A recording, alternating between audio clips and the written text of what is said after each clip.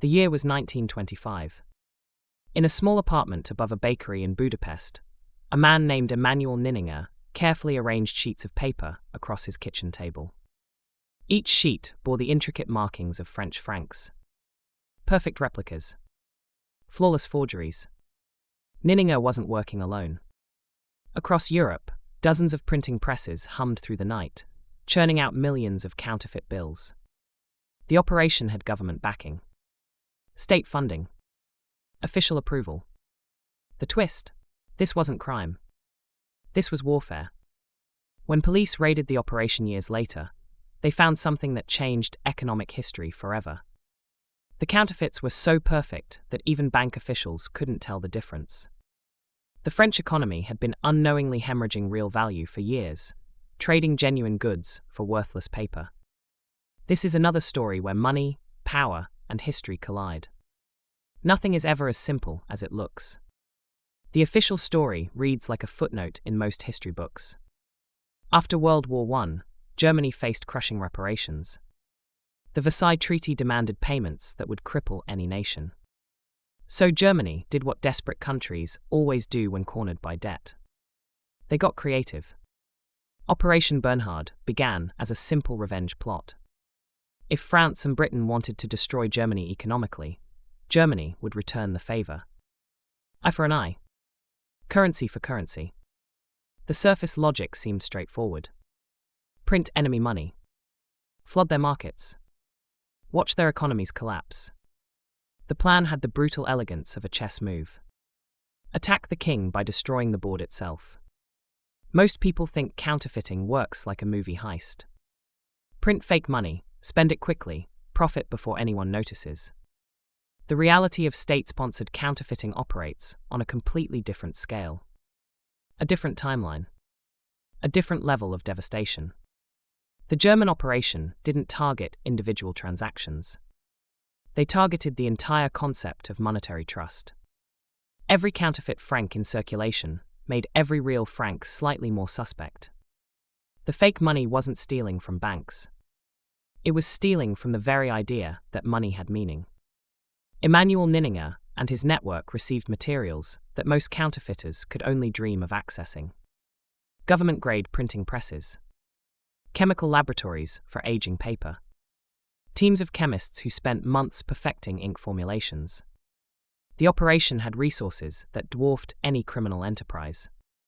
The French franc became their primary target for mathematical reasons. France held the largest portion of German war debt.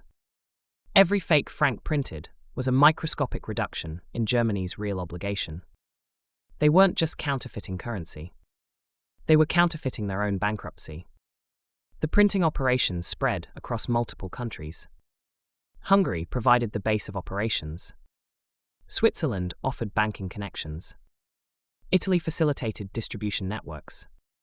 Each location added another layer of legal protection. Authorities couldn't shut down what they couldn't officially acknowledge existed. The bills themselves achieved a level of perfection that seemed almost impossible for the era. Ninninger's team had acquired original printing plates through networks of bribed officials and stolen materials. They weren't copying French francs. They were reproducing them using the same techniques, the same materials, the same processes that created the originals. Banks accepted the counterfeits without question. Merchants traded them freely. Government treasuries deposited them into official reserves. The fake money became real money through the simple act of collective belief. Value existed because everyone agreed it existed. French economists began noticing strange patterns by 1926.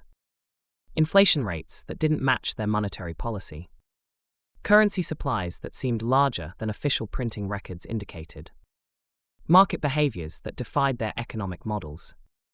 The investigation that followed read like a financial detective story. French Treasury officials started tracking serial numbers on suspicious bills. They found patterns that shouldn't exist. Sequences that jumped impossibly. Denominations that appeared in regions where they had never been officially distributed. The breakthrough came when a bank clerk in Lyon noticed that two bills bore identical serial numbers. Not similar numbers. Identical numbers. The mathematical impossibility forced authorities to confront an uncomfortable truth. Someone was printing perfect copies of their money. The scope of the operation stunned investigators. Conservative estimates suggested that nearly 15% of all French francs in circulation were counterfeits. The German operation had effectively stolen billions in real economic value without firing a shot or crossing a border. French authorities faced an impossible dilemma. Announcing the counterfeiting operation would destroy public confidence in their currency. Staying silent would allow the economic bleeding to continue. They chose a middle path that satisfied no one and solved nothing. The official response involved quietly removing suspicious bills from circulation while publicly denying any systematic counterfeiting problem. French banks received coded instructions to examine currency more carefully without explaining why such examination had become necessary. The economic damage had already metastasized beyond repair. Years of counterfeit circulation had fundamentally altered the French monetary system. Real businesses had made real investments based on fake money. Genuine workers had been paid with worthless paper. Actual goods had been exported in exchange for elaborate forgeries. Germany's plan succeeded beyond their wildest projections. The counterfeiting operation had reduced their effective war debt by millions, while simultaneously weakening their primary creditor. They had weaponized the very concept of trust that made modern economics possible. The collapse came not from French detection, but from German politics. When new leadership took power in Berlin, they wanted to distance themselves from their predecessors' methods. The counterfeiting operation became a liability rather than an asset. Orders went out to cease all activities and destroy evidence. Ninninger and his associates found themselves abandoned by the same government that had funded their work. State protection evaporated overnight. The operation that had been patriotic duty on Tuesday became international crime by Friday. The final irony emerged during the trials that followed. Prosecutors struggled to define exactly what laws had been broken. Counterfeiting typically involved deceiving specific victims in particular transactions. This operation had deceived entire economic systems across multiple countries. Traditional legal frameworks couldn't process crimes committed at the scale of monetary reality itself. The patterns from 1925 echo through modern financial systems with unsettling clarity. State-sponsored economic warfare has evolved far beyond printing presses and forged currency. The weapons have changed. The targets remain the same. Today's digital currencies face identical vulnerabilities with amplified consequences. Cryptocurrency markets operate on pure trust. No physical bills exist to examine for authenticity.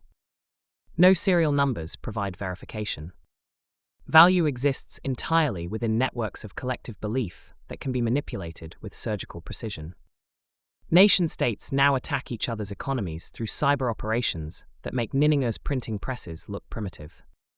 Coordinated trading algorithms can destabilize currencies in hours. Social media campaigns can trigger bank runs before anyone understands what's happening. The counterfeiting has become virtual, but the economic destruction remains painfully real. Central banks worldwide maintain emergency protocols for scenarios that mirror the French crisis of 1926. What happens when public confidence in currency disappears? How do you prove money is real when the counterfeits achieve perfection? These questions have no comfortable answers. The names have changed. The technology has evolved. The fundamental vulnerability persists. Money remains a shared hallucination that depends entirely on mutual trust. That trust can be weaponized, manipulated, and destroyed by anyone with sufficient resources and motivation. Modern economists study the Ninninger operation not as historical curiosity, but as predictive model. The techniques change. The targeting becomes more sophisticated. The underlying principle stays constant. Attack the currency to attack the state. Destroy trust to destroy power. The most profound lesson emerges not from the counterfeiting itself, but from how long it remained undetected. Millions of people conducted millions of transactions using worthless paper for years. Reality and illusion operated side by side, indistinguishable from each other, until mathematics forced recognition of the deception. Trust turns out to be both the foundation and the fatal weakness of every monetary system ever created. The people who understand this truth don't need to break the rules. They just need to exploit the spaces where rules become meaningless.